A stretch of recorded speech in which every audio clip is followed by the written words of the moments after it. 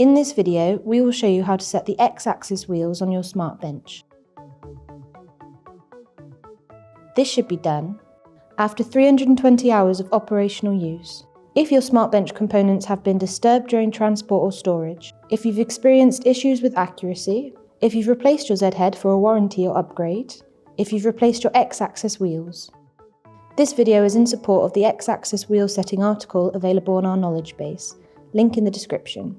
You will need a 4mm driver, a wheel adjustment spanner, a T25 Torx driver, an 8mm spanner, and a spring balance.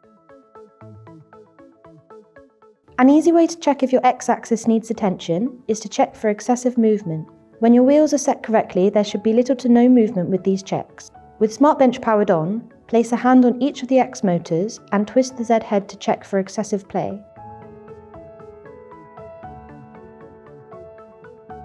Next, place a hand on the underside of the bottom of the Z head plate and lift to check for excessive play. As you can see, there is some movement there, so we know we need to set our wheels. Another way to tell if your wheels need setting is to look and see how your wheels engage into the X-beam. To do this, turn off your SmartBench and remove your Z head from the upper X-beam. We're going to be testing for the correct amount of preload.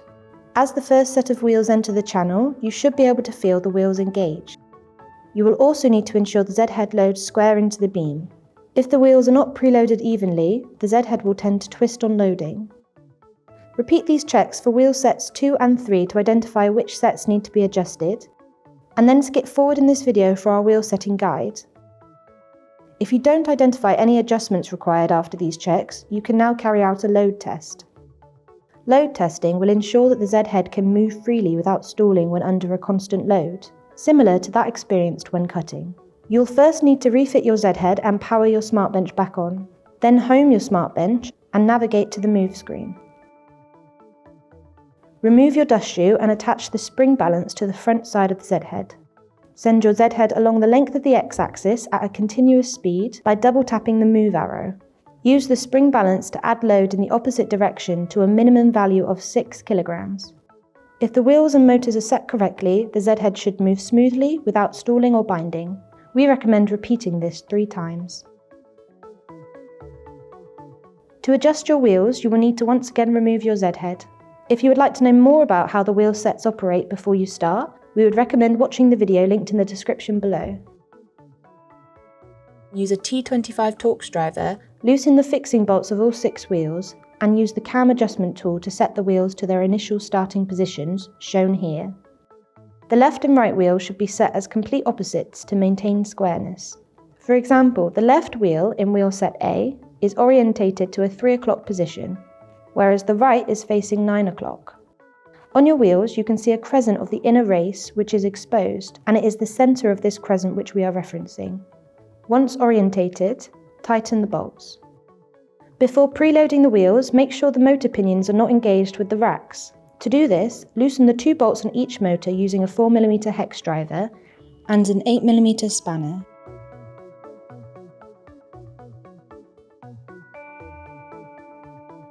Then, rotate the motors to their outside position. Change the wheel position on wheel set 1 to 1 o'clock on the left and 7 o'clock on the right by turning your wheels clockwise and tightening the bolts. Next, test the wheels by offering up the Z-head to the X-beam. If set correctly, you should be able to feel the wheels engage with the outer edges of the running channels and visually see the wheels rotate as they enter the channels. These wheels are too tight and need to be adjusted. Adjust your wheels again, ensuring the left and right wheels are always set opposite to each other. As you can see, the bearing adjusters have been rotated clockwise to loosen the wheels. Wheel set 1 should now be set correctly. We can now repeat this procedure with wheel set 2. Adjust the cams to the 0% preload position. This is different from wheel set 1. Wheel set 2 should engage with the inner edges of the running channels. As you can see in this instance, wheel set 2 is too tight. Continue to make small adjustments to your wheels until they engage correctly in the channels. You can now move on to wheel set 3. Adjust your cams to the 0% preload position and offer your Z head back up to your smart bench, making opposite adjustments where required. Once you are satisfied that your wheels are correctly set, you can now adjust the X-axis motors. To set the correct motor position, you will need to move the motors so that the pinions engage with the racks. Gently push the motors inwards and then lock off the fixing bolts to hold the motors in position.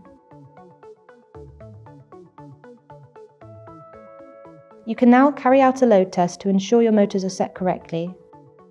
We recommend repeating this last check a few times to ensure there is no stalling. If stalling occurs, go back and readjust your motors.